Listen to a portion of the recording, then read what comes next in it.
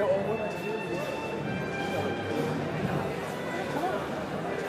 if you're not, I was going to slide down, but if you're in here, you're fine.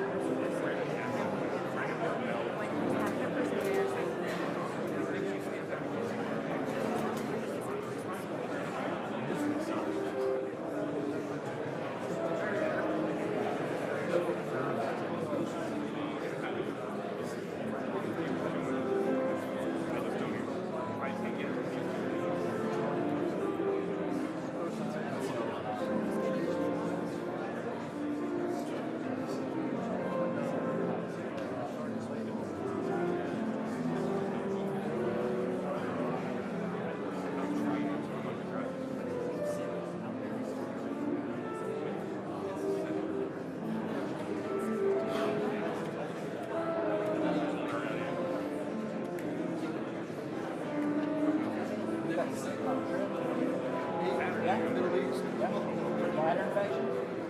Bladder infection? No, just cold. Everybody got it.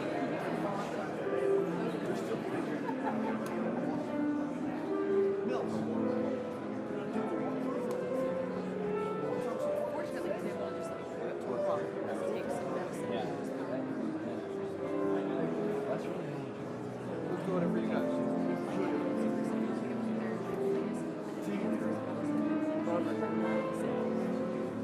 Chief photographer's not doing it? So many other things to do. But I'm saying, like, as a Yeah. capsule.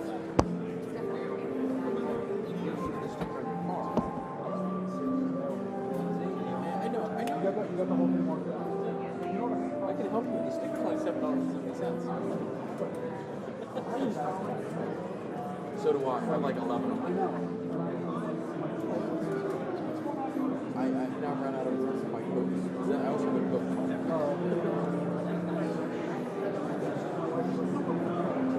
I just want to see. I did the back. And I got this one.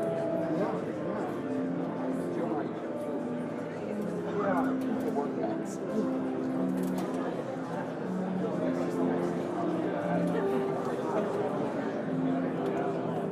I also have tripod. Oh, you guys want to see that? Yeah. I have parts. Yeah, so do I. Yep. I also have Army duffel. Yep. I also have a picture. Oh, I don't. Home other two of those. Oh. Insulated and non-insulated. That's all great.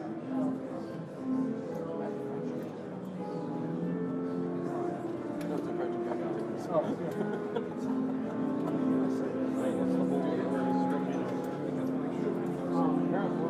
We're having a session about that. What's your problem? Like, what's your backpack problem? Like, what's your backpack? I love that. 2 minutes. Yeah, I don't know what to say. I'm just telling you what the lady said. You want me to do this?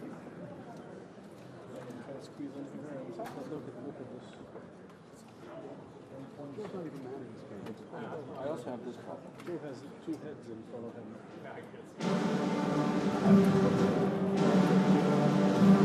All over the place.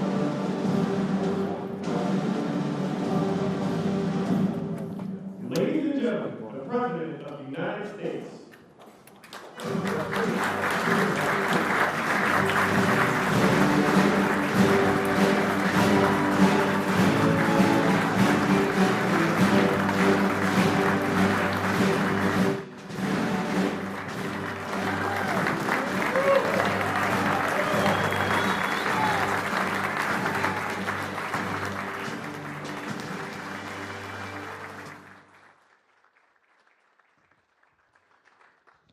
Well, thank you very much. I just said to Mike, this is fantastic. I didn't think we were going to see this coming for a while. Congratulations. This is a very, very important thing. Thank you very much, everybody. This is a very important thing we're going to be discussing. Please sit down. Thank you very much. This is good news indeed. People said it couldn't be done. You got it done. I just have to sign, right? That's very good. This is really something. And it has to do with the California Auto Regulation, CRA. It's been a disaster for this country. And I want to thank everybody for being here. We officially rescue the U.S. auto industry from destruction by terminating the California electric vehicle mandate once and for all.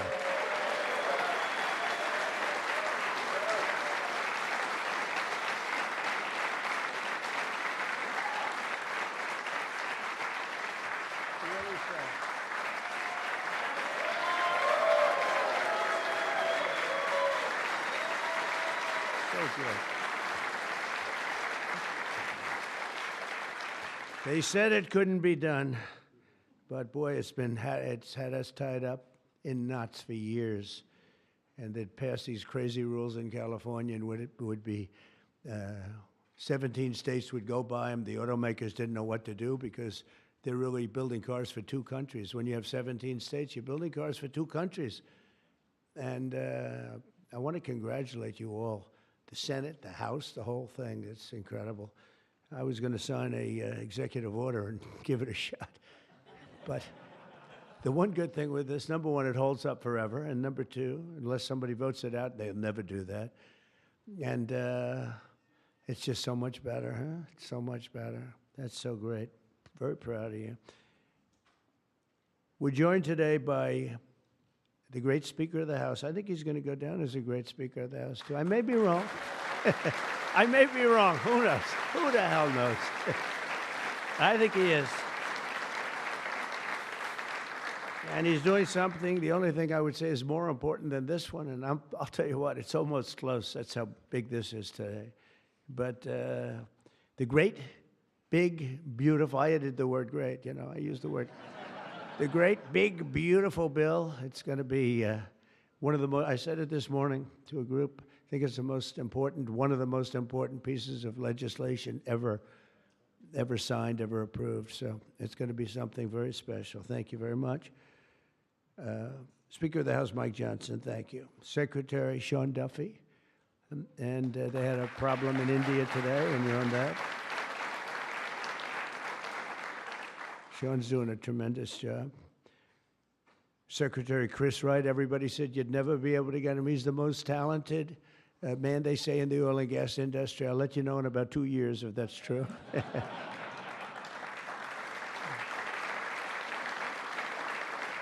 Well, Doug Burgum, I wanted Doug Burgum to head up energy because he was so successful in North Dakota. He's governor. And he said, sir, there's one person who's much better than me. I said, who? They said, Chris Wright. I said, who the hell is Chris Wright? I had no idea. Now everyone knows Chris Wright. He's going to be more famous than me. But he said, there's a guy named Chris Wright, and if we could get him, he'd be better than I am, sir. And if you know Doug, Doug's not here, is he?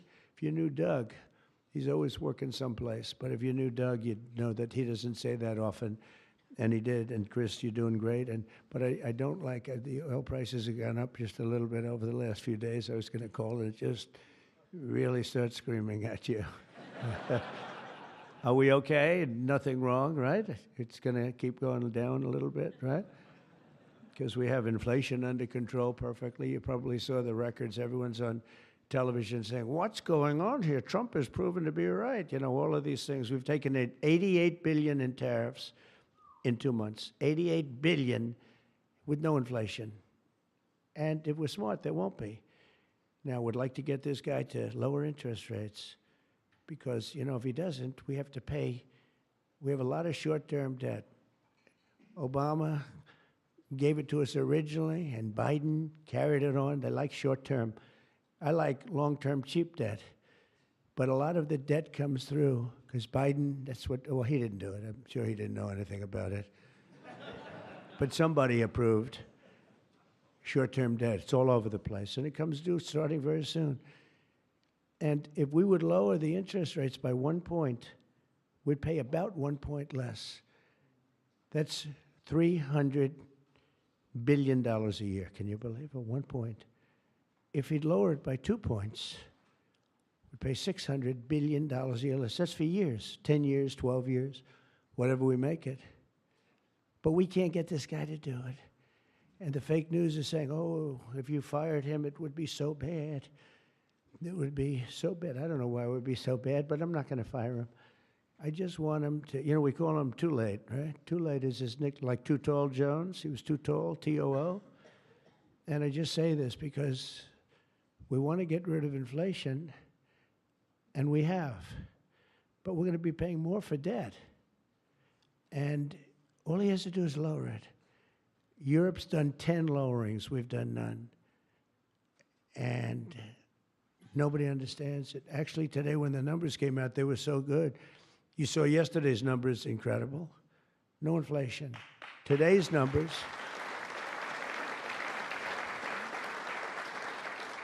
Today just came out, same thing, no inflation. They're all shocked. All these guys are watching from business, CNBC, and all of these different networks. Maria Bartiromo actually got it right. She's been getting it right for a long time, that one. I hope she's appreciated. And Joe Kiernan's been very good at CNBC, I must tell you, but other people aren't so good. But I will say that they can't believe what's happening. But if I could, because we can discuss, we get a lot of press, we get a lot of cameras rolling right now. Not that I like doing it, because I don't.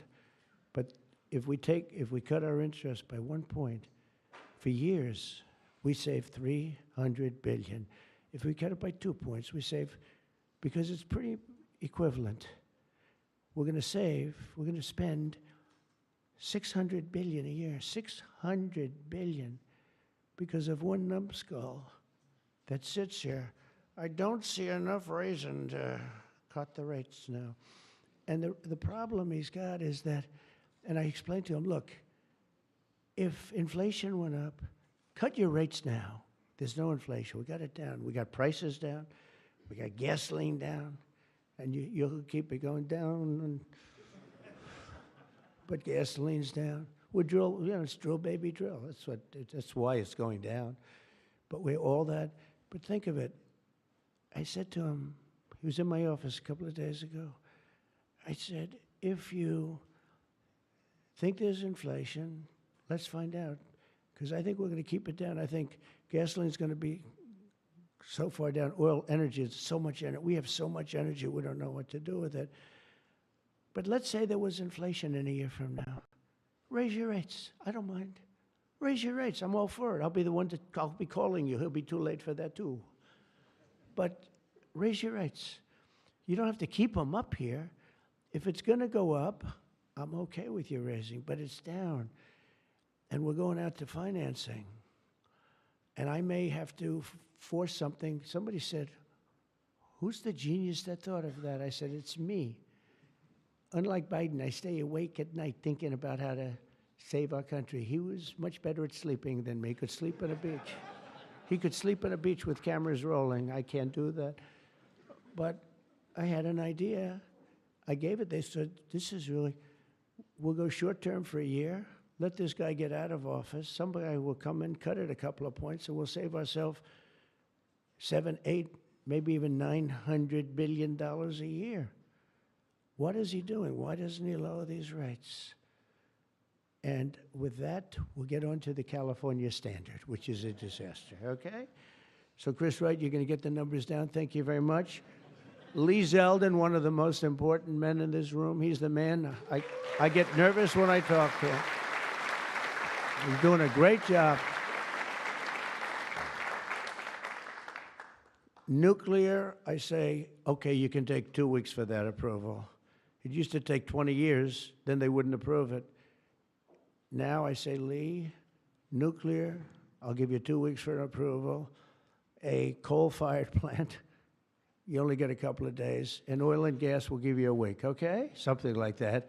But he's doing it so fast, and we have so many plants being built right now. It's so beautiful to see. And one of the reasons they're coming here is because they have to produce tremendous, especially the AI, they have to produce beyond believable amounts of electricity. And they're doing, I said to them, I think this was more or less my idea. They didn't have the idea only because they didn't think a thing like this was possible. I said, as you build your plant, you're going to become a utility. And you're going to build a separate plant right alongside of it. You're going to build it. You're going to build a plant that produces electricity. And you'll produce it through natural gas, coal, nuclear. We don't want to produce it through wind because we don't feel like ruining 50 miles of beautiful plains and beautiful vistas. And but we want to produce it. You know, interestingly, China is opening up a coal plant every single week. But now I'm finding out it might be 2 plants every single week. And, you know, usually that's a good gauge. If they're using coal, I guess we're supposed to use coal. And, you know, we went to a coal standard. And not that you have to use coal. You're going to use whatever's best.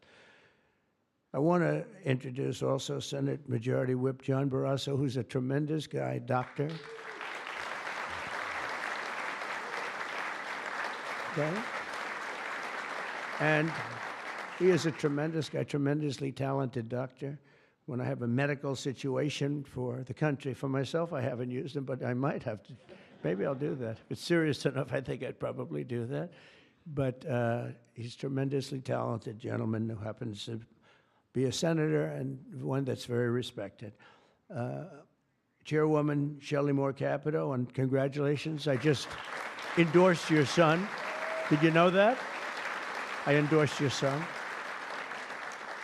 I endorsed your son, who's running in West Virginia, and he's great. In fact, he's all Trump all the time. I think much more so than you, actually. If you want. You were his largest impediment. No, I'm only kidding.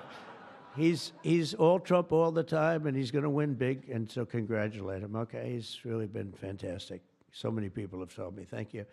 And House Majority Leader Steve Scalise, who's a brave man. He went through hell. Steve went through hell.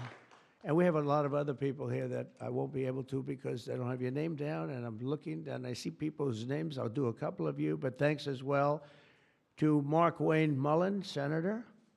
Mark Wayne, thank you. Stand up, Mark Wayne. Don't fight him. He's a serious fighter in a lot of ways, and he's a great guy, too. Thank you, Mark Wayne. Deb Fisher. Deb? Thank you, Deb. Good.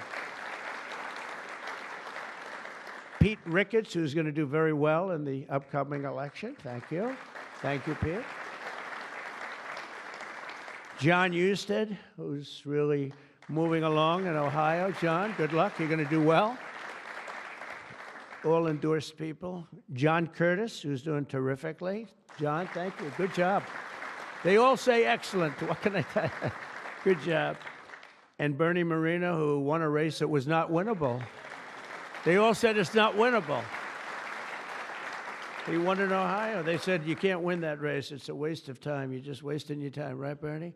Wasn't a waste of time, was it? Huh? And he won by like 5 points, too. Won by a lot.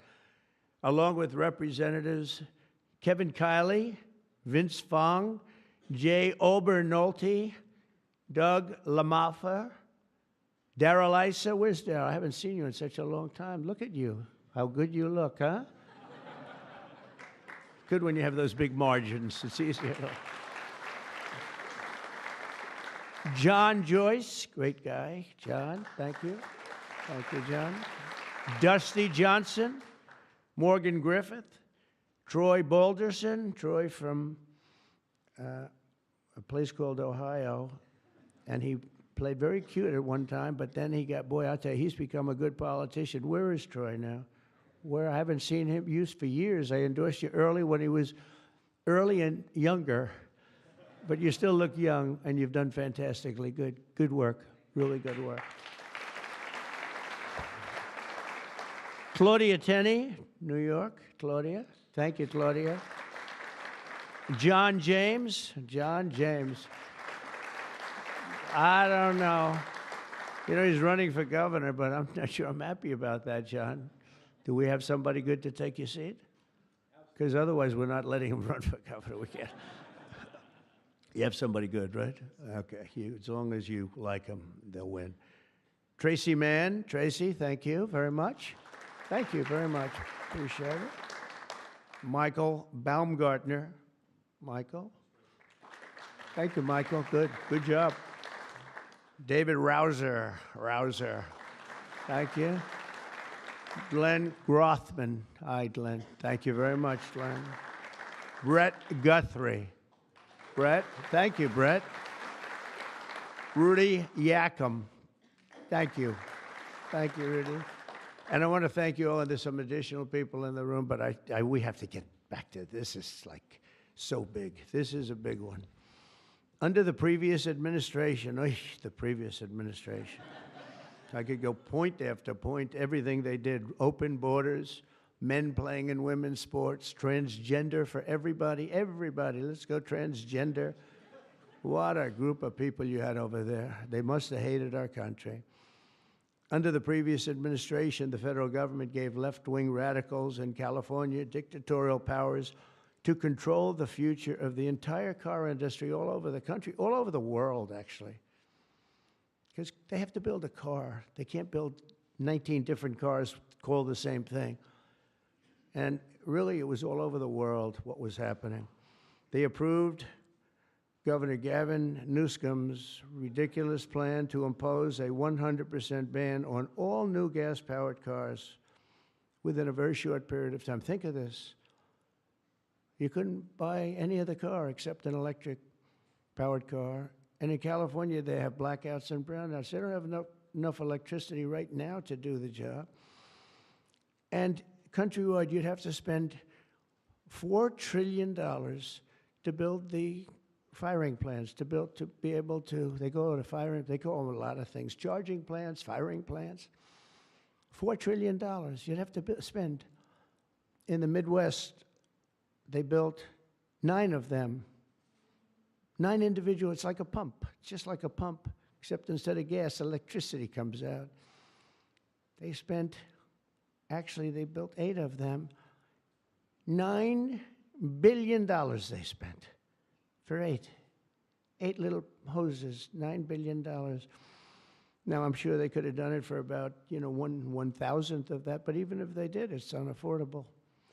They approved Governor Gavin's ridiculous, it's so ridiculous. By the way, if I didn't bring the military in, Los Angeles would be burning down right now. It'd be burning just like his damn houses burned down because he didn't have the water that he should have had. He had so much water. They have so much water.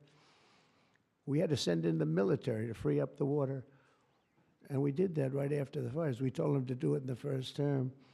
But just like that ridiculous plan, this is a plan to ban, think of it, a plan to ban 100, and they call it the 100% ban on all new gas-powered cars and abolish 75% of the gas-powered trucks. 75%. The trucking industry saw me. They said, sir, it doesn't work. Number one, the trucks are so heavy. They're 2.5 times heavier than a diesel-powered truck. So one of the big truckers owns 28,000 trucks, big company, tremendous company. He said, I go out of business immediately. I'm not going to play games. I mean, he said, did you explain these things to the government officials? Like the truck weighs 2.5 times more than a regular truck, a gasoline-powered diesel. And he said, based on that, we have to rebuild every bridge in the United States of America because it wasn't designed to hold cars and trucks that heavy because the batteries are very heavy. They're, probably lead. But they have a lot of things in those batteries that weigh a lot. But it's 2.5 times. It's a simple number, 2.5 times. And if you want to do this, you have to spend trillions and trillions of dollars on rebuilding every bridge in the United States, and I guess throughout the world, because they do follow us. And the big rig buses and even cement trucks, they want to abolish certain categories of truck, but they want to go 75% of all of these trucks have to be abolished almost immediately. I mean, the time is just crazy.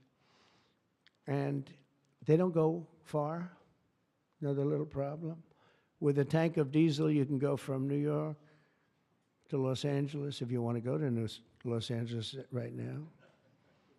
But New York to Los Angeles, and you can go back a little bit. With the electric truck, you'll stop approximately 6 times. Enjoy your stop. And the truckers saw me, and I said, did you just explain this? Because this is like, if you explain it, if a person's reasonable for that, he said, we explained it, they didn't care. They said, we're going all electric. They can't be stupid because anybody that can cheat on elections like them is not a stupid person. But they must hate our country. But I said to this big trucker, he said, sir, I've been buying trucks my whole damn life. He's a rough guy, smart guy. He said, I got thousands of them.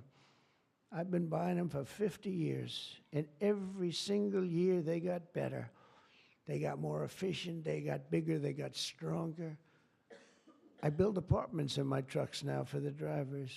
I said, what's an apartment? That's on the cab. They put this in. And sir, I know you like luxury, but you wouldn't mind living in one of these. I said, maybe I would, maybe I wouldn't.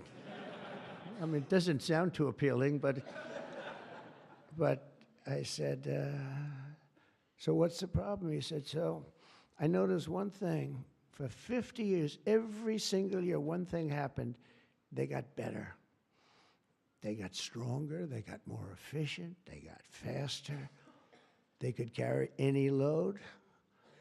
If we went to this standard, we'd go back beyond 50 years.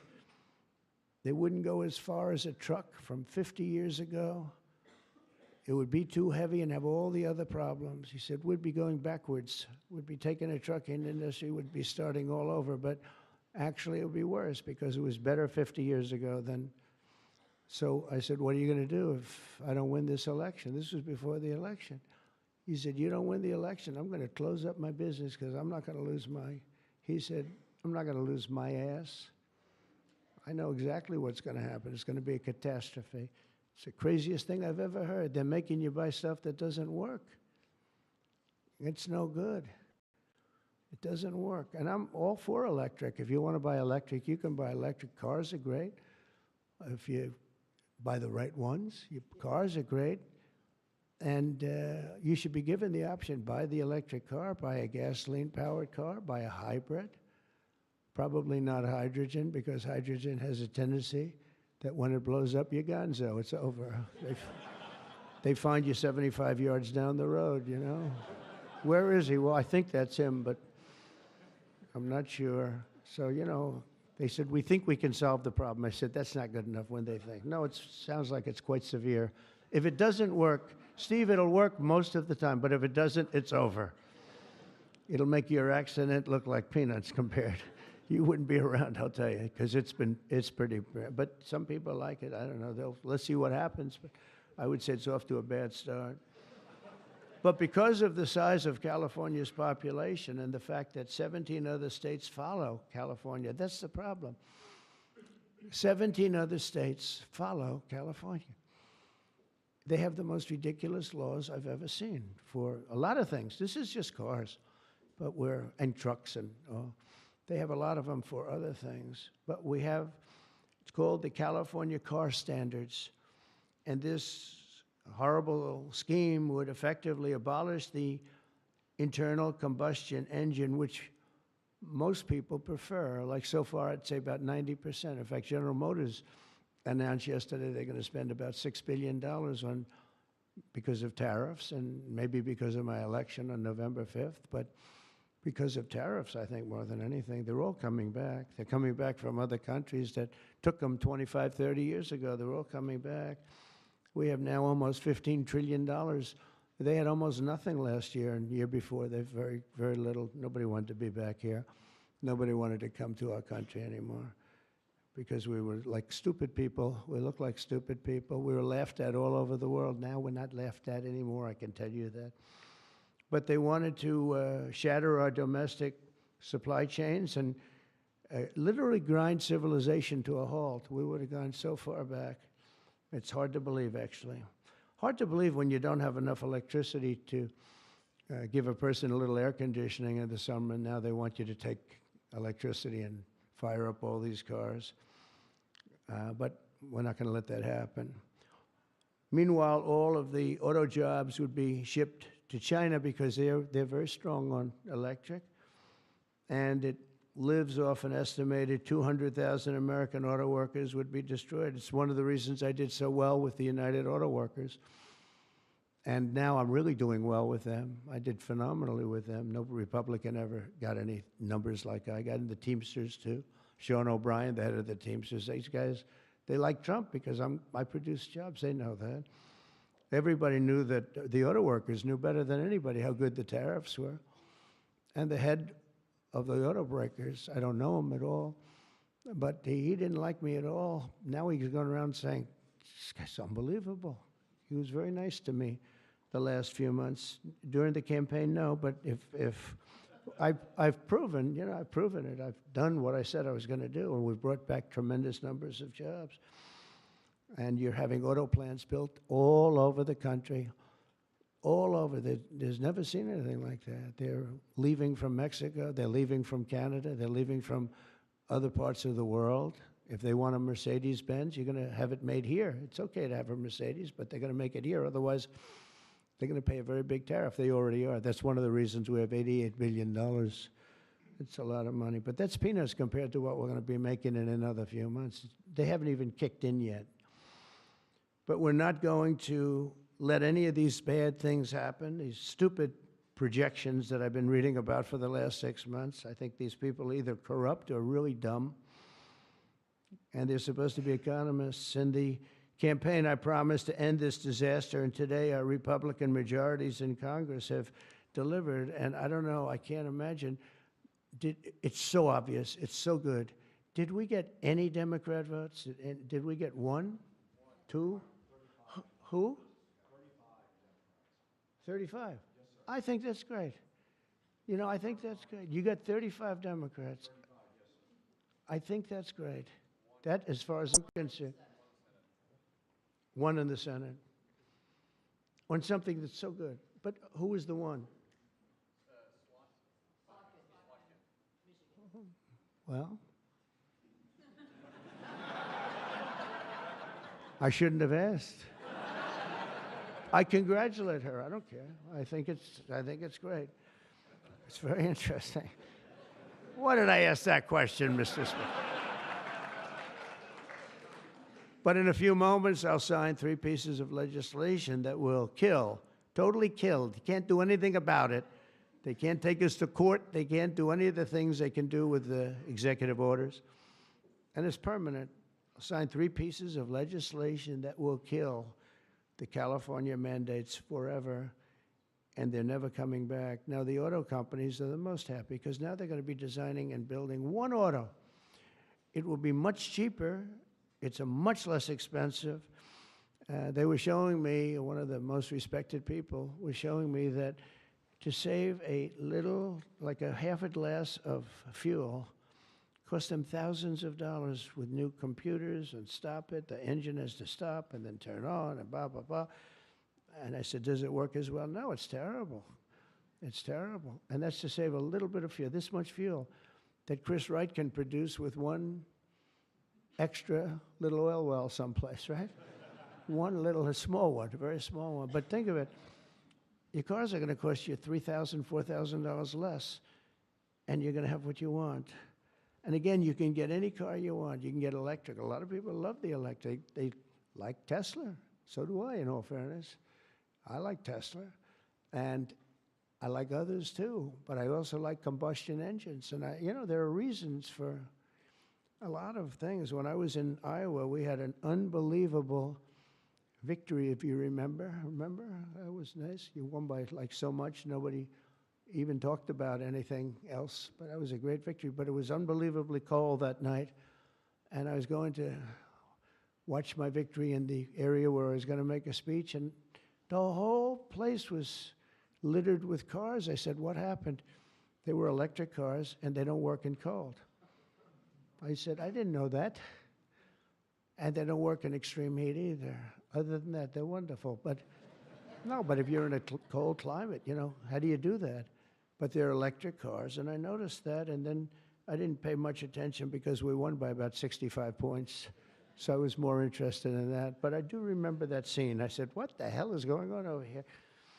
This historic action will also help us reduce inflation and bring down the price of automobiles and electricity very, very substantially. We're building massive electricity right now. It's already started because of that guy right there, Lee Zeldin. By far the most important man in the room, Mr. Speaker. Stand up, Lee.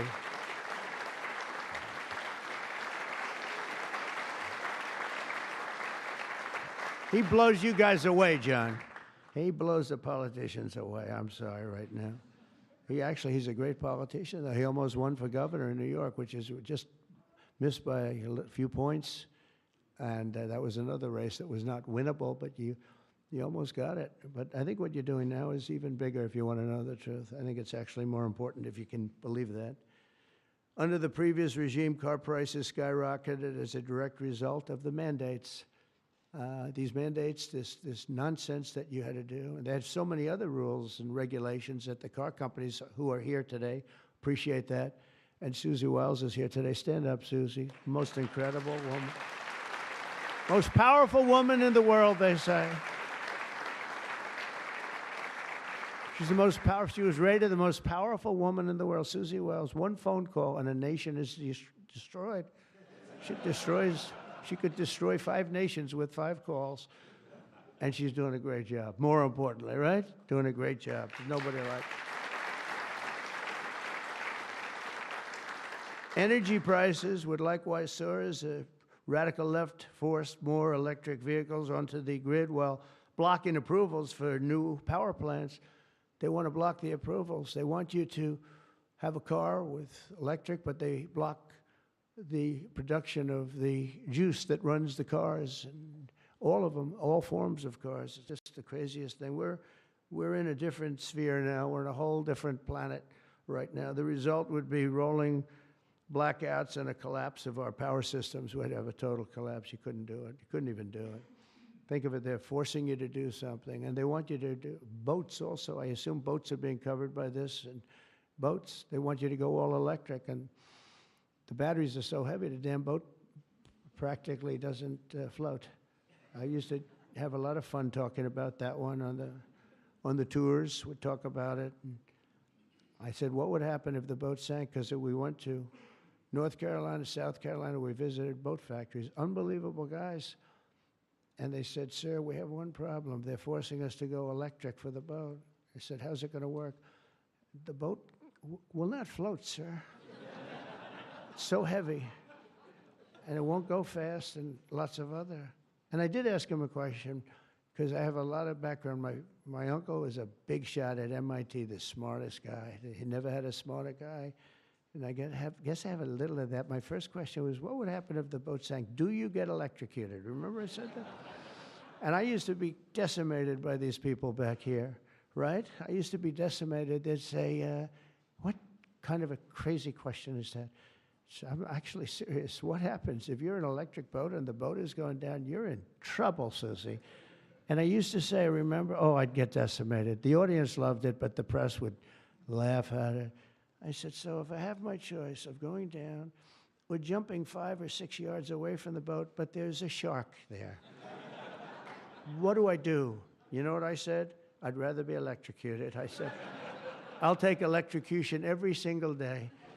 But actually, he said, nobody's ever asked me that question, sir. He makes boats.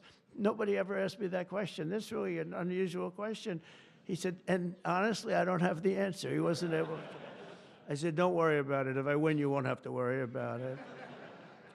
But today we're saving California, and we're saving our entire country from a disaster. Your cars are going to be thousands of dollars less money. And even the ones that, if you buy electric, we're not going to make you do certain things that are just a waste of money and just time-consuming waste of money. They make you do things that are no good for anybody, make the car worse, and make it much more expensive. Over the past 5 months, our administration and Republicans in Congress have fought for the American auto worker and for Teamsters and for, by the way, right to work. We have them all. We have, you know, we just call them just workers. We fought for workers like no one has ever fought before. I understand that. It's why we won. We won with workers. We won with young people. I just saw with TikTok, I was #1 on TikTok in its history. Can you believe that? So I guess I like TikTok. That's why they're saying, are you saving? And we probably will save TikTok, actually. But on my first day in office, I ended the Green New Scam and abolished the EV mandate at the federal level. We abolished it, which is basically that everybody will be driving an electric car within a very short period of time. Now I know why Elon doesn't like me so much, which he does, actually. He does. And he never had a problem. You know, it's very interesting. This is not something new. This has been there from day one, Speaker, right? We're going to abolish the EV mandate.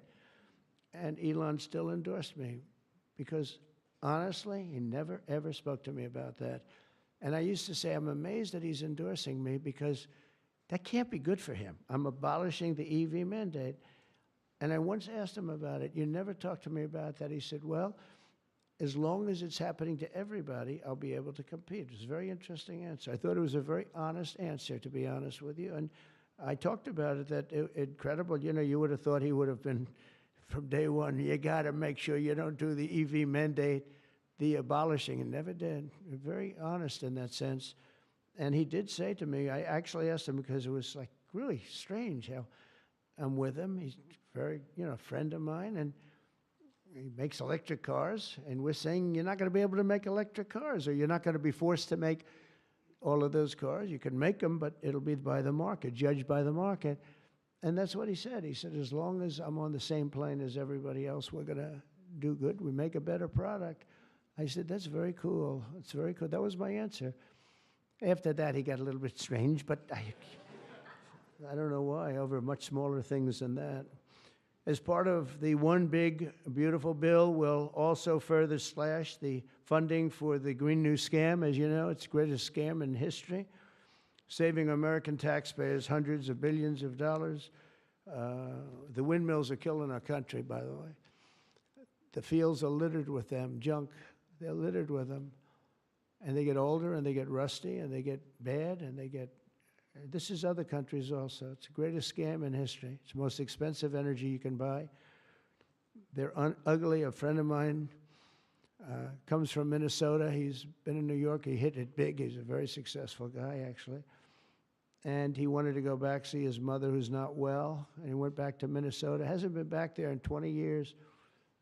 And he said, it's unbelievable what happened. He said, I'm driving down a highway and up a certain road, and the most beautiful fields. I remember them so well. And I was so looking forward to seeing them again, and I looked at them, and they had windmills all over them, these horrible, horrible structures. A very smart guy, this guy. He said, these ugly, horrible things. And he said, it was so bad, I actually drove back to see it because I couldn't believe it. Before I even got to my mother, I drove back. I said, how much do you like your mother? But no, it hurt him to see it. He said, I looked at this field that was one of the most beautiful places in my own mind and imagination that I've ever seen. And I said, it's littered with this garbage. It looked like a junkyard, he said. And some, you know, so then you get different manufacturers, and they don't look alike, and they're not painted alike, different colors. You have, even if they're white, one's a beigey white, one's a darker white, one's a lighter white. And then they start to rust after 4 or 5 years. And then they start to wear out, and nobody takes them because you're not allowed to bury the propellers, the props, right? You can't bury the props for some reason. I don't know why, but they say that you can't bury it. It's a certain type of fiber, and if it goes in the ground, we're all going to die. It's what bullshit this is, okay? They can't bury. So what they do is they leave them up. If you go to Palm Springs, California, take a look. You go into this beautiful community. Before you go, it's like you're riding through a junkyard. Windmills all over the place. Tall ones, short ones, dead ones. They're all dead. Some are hanging over by a thread. They never take them down. They just leave them there, and they start to rust. It's one of the greatest scams, and it's also the most expensive energy. And the environmentalists say, oh, we love wind. It sounds so good, but it's a horrible thing. Environmentally, it's a horrible thing. I say that to you. It's wind, and we are going to have virtually no, one mandate we have, we're going to natural gas, nuclear. Nuclear, we just had a big signing with nuclear, making it easier, safer, and better. It's really, I would say, probably more than any other form of energy that's come about. It's been amazing what's been done. It's very safe, very good, and very inexpensive. But we're not going to let windmills get built because we're not going to destroy our country any further than it's already been destroyed. You go and look at these beautiful plains and valleys, and they're loaded up with this garbage that gets worse and worse looking with time. It starts when the rust comes. 4.5 years, it starts to rust. And it's very expensive to paint them. So they don't paint them, and they're horrible. What's happened is horrible. So we're not going to approve windmills unless something happens that's an emergency. I guess it could happen, but we're not doing any of them. I hope the Senate will soon pass a bill the House can quickly approve and get to my desk by the 4th of July. We'll have this done. And to further defend our auto workers, I imposed a 25% tariff on all foreign automobiles. Investment in American auto manufacturing is surging because of it. They have Mercedes all over. They pay 25% if they don't make the car in the United States. And because of that, and this could have been done long before Trump, this could have been done by any one of the presidents. I did it with China. The reason you don't have Chinese cars here is because I imposed it my last term. I actually asked the question. I said, do we have any Chinese cars here? No. Why? Because you imposed a 25 or 27.5% tariff on Chinese cars. So they're not coming here, but they are going to Europe all over the place. But I love China. We just made a deal, and I respect President Xi a lot. And we made a deal that's good for both countries. The deal we made with China, good for both countries. Going to be a lot of money made, and it's going to ultimately open up China, which is the ultimate thing. And I'm going to be working with President Xi. We had a long talk about it. And that's going to be good for China. It's going to be good for us. But we're going to be opening up China. That's bigger than what we signed. And I think had we not signed it, that wouldn't be happening. It's going to happen. It's going to happen fairly soon. But to further defend our auto workers, I imposed this 25% tariff on all foreign automobiles and investment in American manufacturing and auto manufacturing. All manufacturing is surging. And I might go up with that tariff in the not-too-distant future. The higher you go, the more likely it is they build a plant here. Ford has just announced that it's going to invest $500 million in some of the things involved in what we just did. General Motors is going to spend $4 billion. They just announced that yesterday. Stellantis announced that it's going to reopen its Belvidere assembly plant. That's good. I know the plant very well. Had a lot of problems. They're going to spend $5 billion. And Hyundai announced that it will invest $21 billion in America. They wouldn't have invested 10 cents if we didn't have tariffs, including for manufacturing American steel, which is doing great. American steel is doing great now because of what we did. You wouldn't have, if I didn't put tariffs on steel, they were dumping steel. China and a lot of other countries were dumping steel in our country. Garbage steel, dirty steel, bad steel, not structurally sound steel, real garbage, but it was still there, lots of it. And if I didn't put tariffs, I put 25 and 50% tariffs on steel, right? John James would put tariffs on steel, and we were doing great with steel. Now we're really doing great. A big investment is being made in Pennsylvania. You've been reading about it. They're going to spend $17 billion on U.S. steel. And all the steel workers wanted it. And we have a golden stock. We have a golden share, which I control or President controls. Now, I'm a little concerned whoever the president might be, but that gives you total control. It's 51% ownership by Americans. And we have a company, a great company, Nippon. They're coming in from Japan. They're going to spend $17 billion. And somebody said, well, what happens if it doesn't work out? I said, they spent $17 billion. We can't put it on a trailer and drive it to Japan. This is a steel mill. You know, some businesses you can move. You move your office, and that's where the business is. With this business, they're spending think of that, $17 billion. They're going to have them all over the country. I want to introduce several of the great Americans representing the millions of people whose livelihoods we're saving with today's action. I just can't tell you how incredible this action is, because nobody thought. This was one that I wasn't so, I would have rather had it than almost anything, but I was told by everybody, except that guy right there, that you couldn't get it. Bill Kent runs a chain of family-owned convenience stores that opened in West Texas in 1957, known as Kent Quick. And Bill, if you could come up and say a few words about what the signing means to you, please.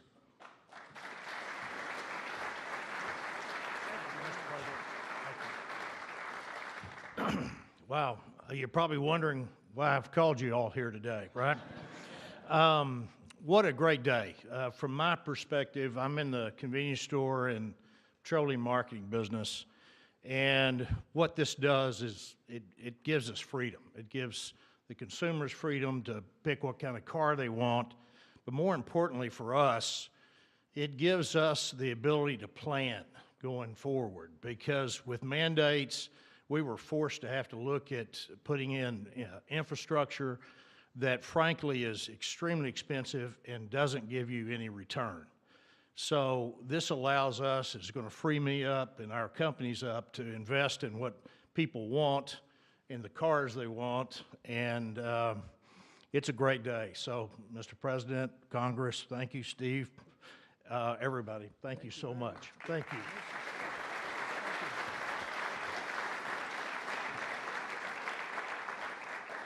And a friend of mine for a long time is John Hess. He's one of the top CEOs in the country, and he's now the CEO of Hess Corporation, one of the biggest oil producers, and he's a fantastic person with great knowledge of the subject matter.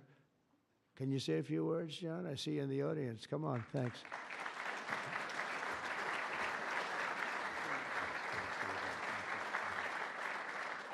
Hi, I'm John Hess, and CEO of Hess Corporation, a proud producer of oil and gas in North Dakota and the Gulf of America. And so you all know, I was born in New Jersey, grew up in New York, and my father started our company by driving a secondhand oil truck. So, Mr. President, it's an honor to be before you today, and thank you for that. Mr. President, during your campaign, you made a commitment to the American people to repeal unworkable and costly mandates for cars and trucks and let the consumer choose what type of vehicle they drive. Today, with the bipartisan support of Congress, you're making good on that promise. I'd like to recognize Speaker Johnson, Leader Thune, other members of Congress whose tireless efforts were critical to the outcome we're celebrating today. And a special thank you to Senator Capito for her leadership.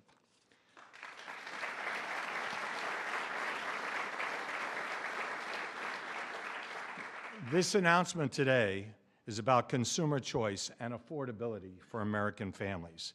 It's also about making our country, auto industry, more competitive, Mr. President, and you said that very eloquently. As you know, Mr. President, one-size-fits-all policies like those adopted in California do not work.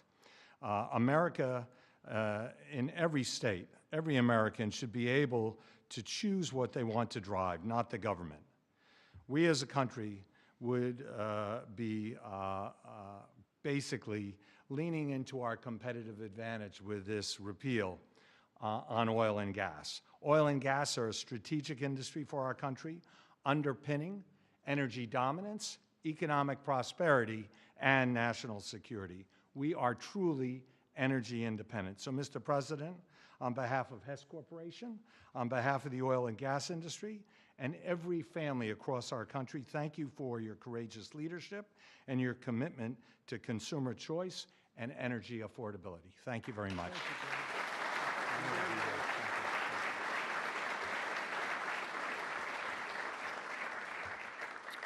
Very respected guy. The California EV mandates would also have devastated our nation's incredible truck drivers and the trucking industry, and I gave you a little bit of a rundown on that. But a diesel-powered semi-truck can drive from Reno, Nevada, I'll give you some other locations, Nevada to Los Angeles, California, and back on a single tank of diesel oil, diesel fuel, but the same exact journey would require an electric truck driver to stop also 6 times at recharging stations, adding an estimated 9 hours to the trip. I don't know too much about the trucking industry, but this is not sounding good. Here to discuss a little bit about the trucking industry, Gina Jones. And Gina, a real expert on trucks, I can tell you that. She's going to come up and tell us about trucks. Thank you, Gina. Thank you, Dan. Thank you, Mr. Thank you President. very much. And thank you, members and Congress. The trucking industry has America's back, and we are grateful that a president and the administration that have our back too. Today, trucks are 99% cleaner than a generation ago.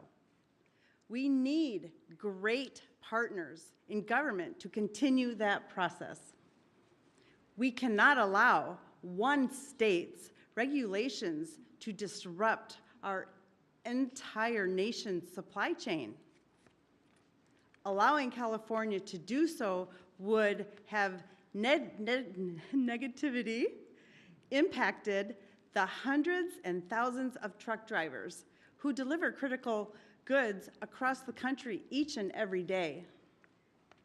In order to deliver for American families and businesses, we need realistic national standards. With the signing of this resolution, Mr. President, you have delivered the leadership that trucking industries need. Promises made, promises kept. On behalf of the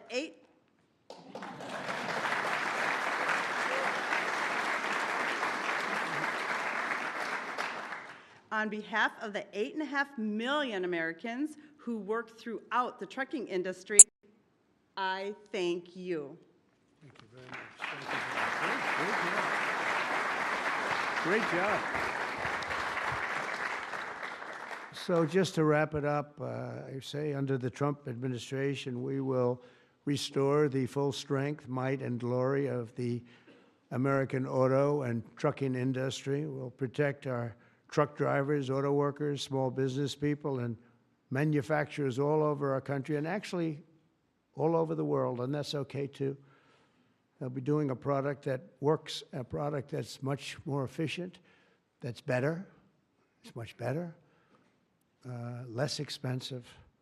And we'll put affordable energy and affordable car ownership back on the center of the American dream as we make America great again. And that's what's happening. We're making America great. You know, when I went over to Saudi Arabia, Qatar, UAE, just a couple of weeks ago, the leaders of those countries, and they're very smart people, they said, you know, you've made in a short period of time America the hottest nation in the world. It's the hottest, you're the only one we talk about now.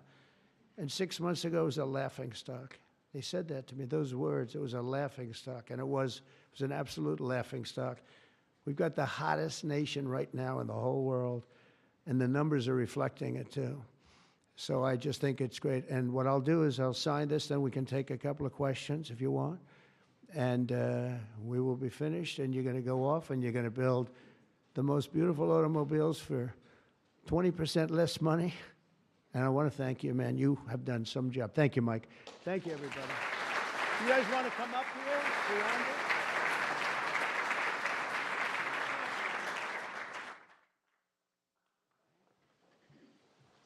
Come on, sit around it.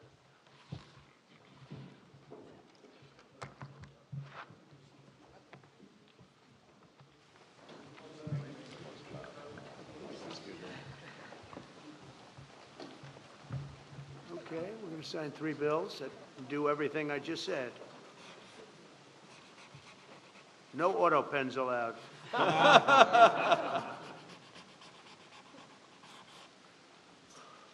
That's for you. Keep that, Mike.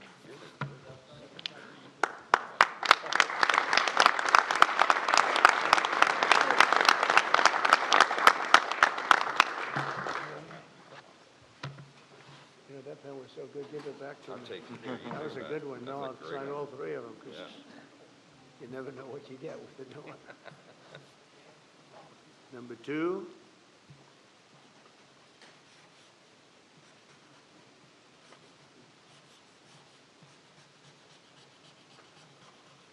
Very steady hand. It's very important. Very steady.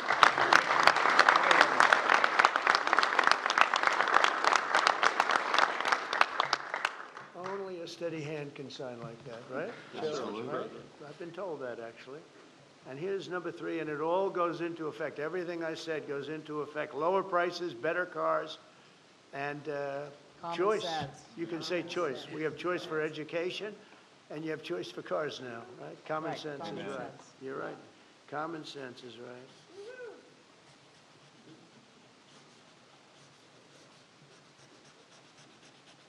Okay, now I can give you the pen. And I'll give you these. Shelley? All of you sign. Congratulations, John. Okay, you'll take these. Pass these around, fellas. Where's John James from his father? Oh, yeah. You have one, John? Yes, sir. Thank you, Mr. Pass them around. Okay, everybody, there's a few extra, you're gonna take them and give them to someone who thinks you. Okay?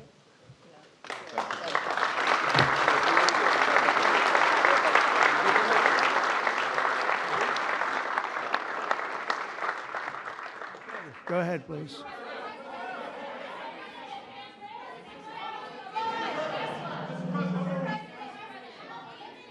All right, Brian, yeah, please. Yes, sir. I have some very close friends who run some of the largest auto dealerships in Southern California, Rusnak Automotive Group. Good. Their message to you, they're 100% behind you right now. They know they're going through some soft sales period. It's true. They're in it for the long haul. What's your message to thousands of auto dealerships across this country that are kind of navigating through this tariff?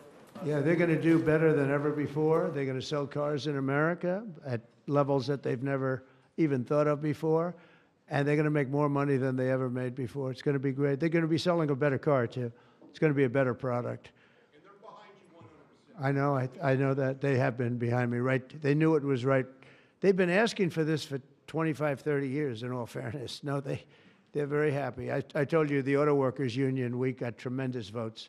But they like me today even better than they did on Election Day on November 5th because they see the results now. They're all happening. And yeah, and they have plants moving in, Brian. A lot of plants are moving in. Thank you very much for that question. Yeah. Trying to kill the auto industry. Oh, he was killing the auto industry. I don't think he knew it. I think he's a guy who he's just got a faulty thought process. You look at that train. The train is the most. I've seen people, stupid people, with cost overruns for years. I've watched where something would cost twice as much or 3 times, but this thing is costing 20 times more. It's the most incredible disaster I've ever seen. That's one. The cars are just as bad. Everything's bad. And now you have this situation.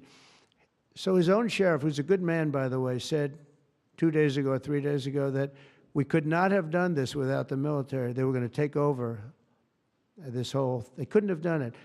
Now today they got him to change his tune. He said, oh, I think we could have handled it. You know, it's so sad.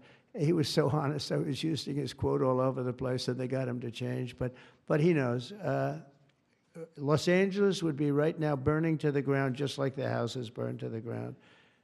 It's so sad what's going on in Los Angeles. Think of it. They had a fire that should have never had because they should have listened to me in the water. Eventually, we broke in and we had the water come down from the Pacific Northwest. I could show you pictures now with the half pipes, the big half pipes coming all the way down California. Water, so much water. They don't have any droughts. They don't have any. They have so much water. They sent it all out to the Pacific Ocean for 20 years. So ridiculous. And we got them to take it now. But what they do and what they're doing, this is a big problem. And what they really want to do is keep criminals because they're trying to protect criminals. Sanctuary cities are a disaster in this country. And most of the voters don't want them. Politicians like them for whatever reason, but I think the politicians are wrong. That's why we won in such a convincing fashion. We won all 7 swing states. We won by millions of votes. We won 2,750 districts as opposed to 505. That's why when you look at the map, it's almost all red. It's got 2 little blue stripes on each side of it. It's almost all red. But now you have to, I always got along with Gavin. I like Gavin. I've liked him, always. He said I never called him. You know, they asked him a question on Fox, I guess. I never spoke to him. He doesn't remember the call. He doesn't remember. I never spoke. And then I produced a phone call. I had it. It took me about 2 minutes. I said, well, here's the call. It lasted 16 minutes and 4 seconds. And it was at 12:30 in the evening. I actually made a call, didn't pick up. I called him a second time, and he picked up. And I told him, I said, you have to get your ass in gear because you're going to have a problem there. And he would have. If we didn't bring the military in, he would have had, you would have right now something. And I went through it because I follow the rules 100%. And I watched in Minnesota where you have the man who ran for vice president of the United States. Fortunately, he was a disaster. But he wouldn't call in the National Guard. And I eventually called in the National Guard, but it was seven days late. I said, I'll never do that again. I'm never going to, if I see problems brewing, if they're not going to do the problem, I'm not going to wait 2 weeks. Because that city, Minneapolis, burned down. If you remember the CNN anchor, he was standing there saying, yes, this is a peaceful rally. And behind him, the entire city was on fire. It looked like World War II. And I appreciate the question. Please. Thank you.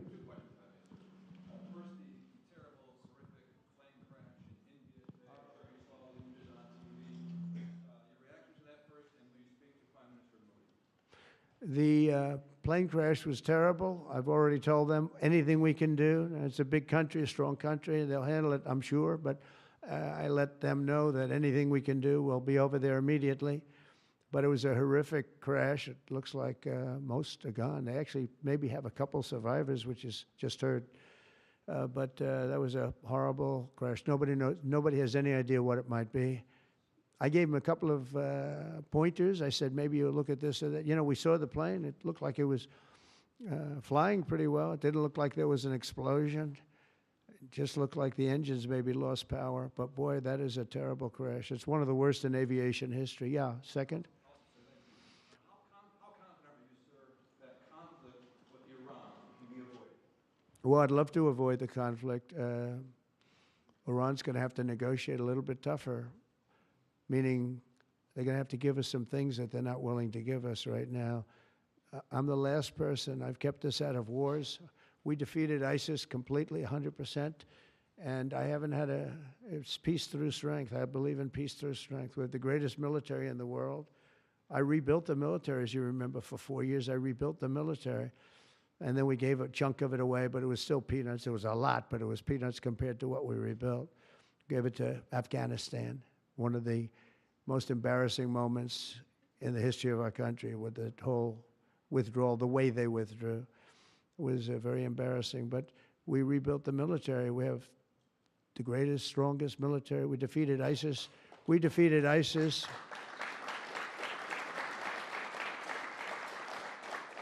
We defeated ISIS in 4 weeks. It was told to be 5 years. It was going to take 5 years, anywhere from 4 to 5 years.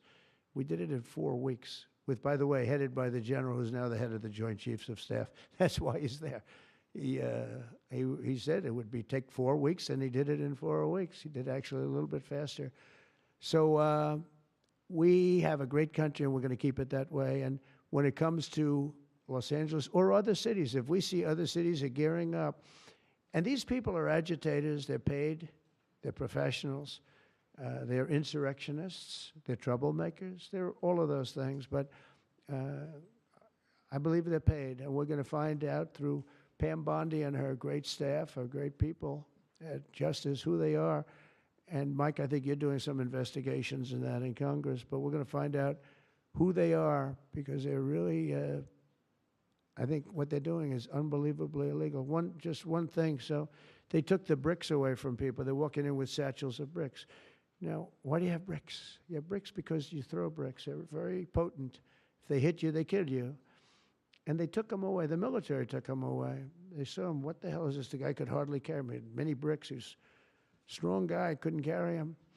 And they saw that, and they took him away. Then they found others with bricks. But they're ingenious. They also brought hammers along, very heavy hammers. And I saw them pounding the curb and pounding the sidewalk. And it was like a military operation. This guy's pounding strong, boom, big shots. And it was breaking up granite, the granite curbs. And the granite was breaking up, and the concrete was breaking up. And there was lines of people standing there, and they're handing them. And then he stopped handing them. They just went down and picked them up. It was so professional. I said, that's a professional organization. This is not like people at random.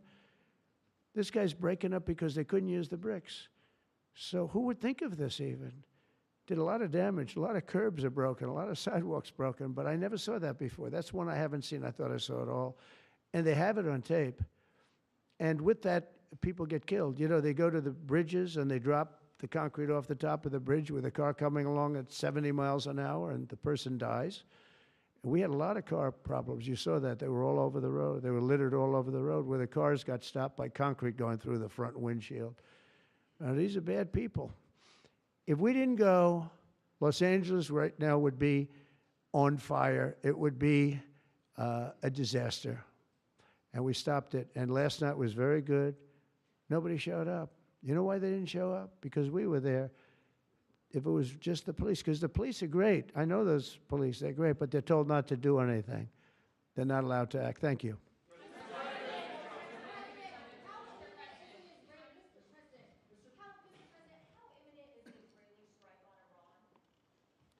Well, I don't want to say imminent, but it looks like it's something that could very well happen. Look, it's very simple, not complicated.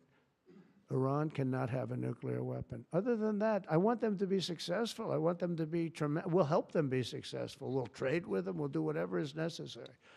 You know, I stopped a war between India and Pakistan. And I stopped it with trade. Nobody, I don't think I've ever seen a story written about it, but it was pretty cool. They were getting ready. Pakistan was their turn to hit, and eventually they're going to go nuclear. And I stopped it. I called each. I respect each leader greatly. I know them. And I spoke to them, and I talked about trade. I said, but you're not trading with us if you're going to go to war, if you're going to start throwing nuclear weapons around. And I said it to both of them, and they were both unbelievable, actually. They understood it exactly. They stopped. I stopped that war with phone calls and trade. And India's here right now negotiating a trade deal, and Pakistan's coming, I think, next week. And I'm very proud of that. Nobody died. Nobody, the nuclear weapons, they each have very severe, very substantial numbers of nuclear weapons. And I think we should get some credit for that. You know, the whole Republican Party should, because that's their mindset. Please. Yes, ma'am. What?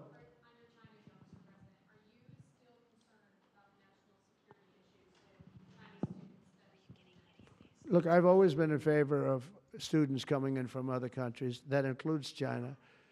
And we have 500,000 Chinese students coming in. I've always been in favor of it. Does it mean that you have to watch people? Yeah, you have to watch students, but you have to watch other people also. I've always been strongly in favor of it. I think it's a great thing. It's also, it's good for our schools. It's good for, I think it's good for our country. I'm also in favor of having them stay. I've been in favor of letting them stay. If you get educated for 4 years, you're willing to get educated for 4 years. I like people being able to stay. You know, they have some great students. You have some, yeah, these are Republicans clapping, you know, because a lot of Republicans don't like that idea. I happen to like it. I'm a real Republican, believe it or not. But I like the idea. They go 4 years. To me, that's almost like, you know, just buying your way in a very legitimate way. And, you know, you have stories where Apple wants to hire somebody and they can't hire him because he can't stay. He went to a great school. He finished first in his class. They made him a big offer, and everything's done. But he has no idea whether or not he's going to be able to stay. And I'm all for making sure that people like that can go to work for all of our great companies. And you know what they do? They go back to their country, and there are stories that are all over the place. They go back to their company, and they start a company just like they were going to start here. They end up starting it in China or India or someplace else, and now they're among the richest people in the world. They've got thousands and thousands of employees that make it great. This is happening all the time because they're not allowed to stay. And I think we'll probably end up doing something about that, right? I think.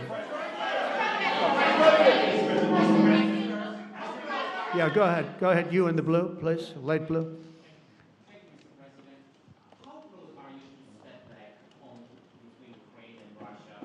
We see a very bad escalation. Are you going to leave it in the hands of the Europeans? I'm very close to the situation. I'm very disappointed in Russia, but I'm disappointed in Ukraine also because I think deals could have been made.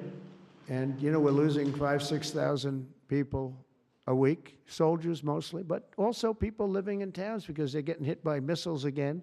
How'd you like to live in a building and you think a missile has a good chance of hitting your building during the evening? It's horrible. Must be horrible to live like that. But, I mean, we'll get it, but it's, I'm disappointed that it's not done. We did great with India and Pakistan. We did very good with Israel. I thought, look, October 7th was a disaster. People forget, you know, they like to forget. That was a horrible thing. But, you know, none of these things would have happened if I were president. If I were president, none of it would have happened. You wouldn't have the Israel problem. Iran was broke. They had no money. We had big sanctions on them. Biden immediately let them get rich, $300 billion they have right now. But they had no money for Hamas or Hezbollah. They had no money for anything. It was perfect. We wouldn't have had inflation that was caused by oil, Chris. The oil price went through the roof. It was also caused by their spending, but it was caused more by oil than anything else. The oil went so high, got close to $100 a barrel, and that also kept the war going with Putin because at $100 a barrel, that was a big money-making experience. But now it's down to where it's not so good for them anymore.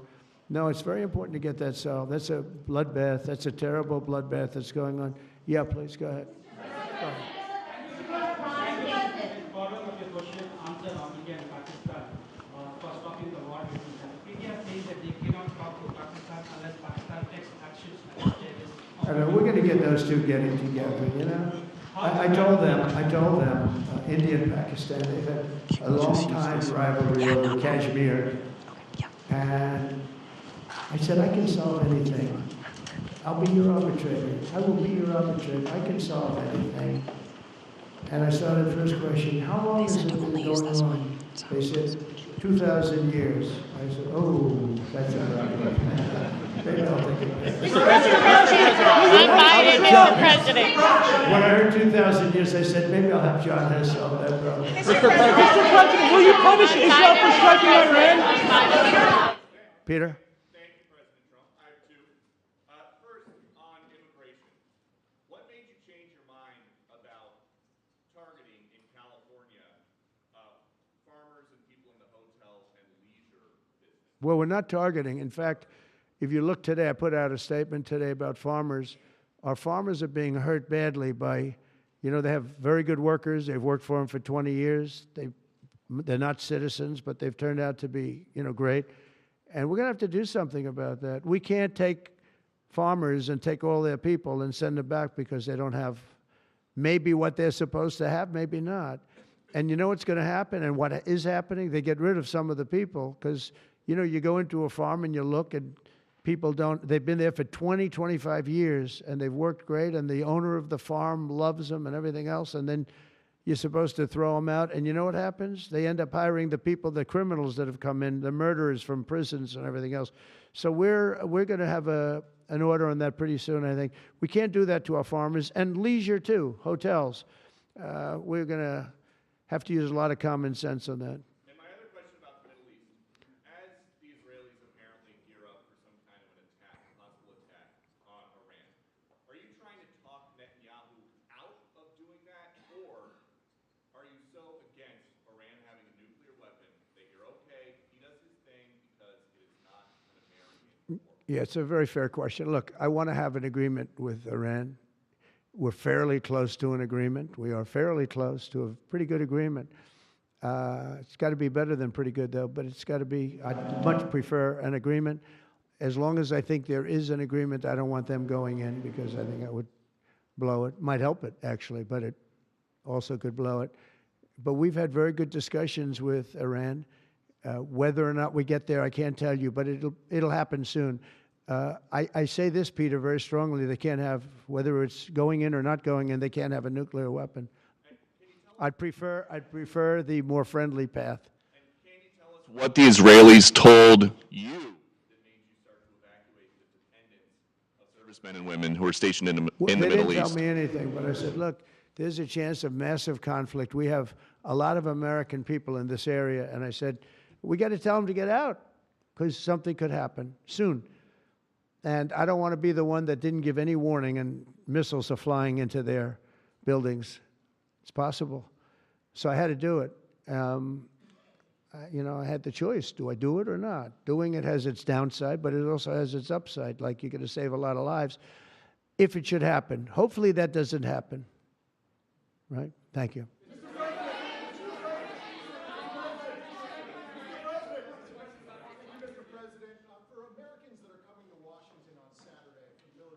It's going to be a great day. What would you like folks to take away from that day? What would you hope that they would remember? And also, Mr. President, our country is, and how strong our military is. We have the strongest military in the world. You know, it's very interesting. 3 weeks ago, it was the end of world anniversary, end of World War II, and I called France and Macron, who's a good man. I said, "What are you doing?" He goes, "We're celebrating World War II, our victory." I said, "Your victory? Your victory? Tell me about that." And then I called somebody else, and I happened to speak to President Putin at the time. Now, in all fairness to him, he lost 51 million people, and he did fight. Russia fought. Sort of interesting, isn't it? He fought with us in World War II, and everybody hates him. And Germany and Japan, they're fine. You know, someday somebody will explain that, but I like Germany and Japan, too. But Putin is a little confused by that, you know. He said, we lost 51 million people and we were your ally, and now everybody hates Russia.